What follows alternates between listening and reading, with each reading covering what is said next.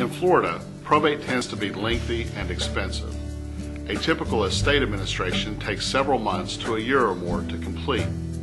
On average, 3 to 5% of the assets in the estate will be eaten up by attorney fees, court filing fees, and other costs. Because probate is lengthy and expensive, probate avoidance is very popular. To avoid probate, we start with the definition of a probate asset, which is any asset that passes through a will when you die or through intestate succession if you don't have a will. If we take that definition and turn it around, we see that a non-probate asset is one that passes by some means other than a will. Generally, there are 3 ways to avoid probate. First, we can title assets to make them non-probate.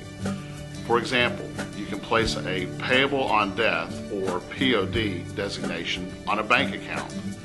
That means when you die, the person you designate will automatically receive that account. Because the account passes through the POD designation, it does not pass through a will, and it is non-probate.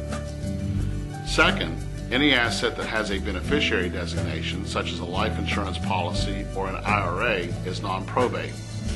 Because that asset passes through a beneficiary designation and not through a will, it will avoid probate.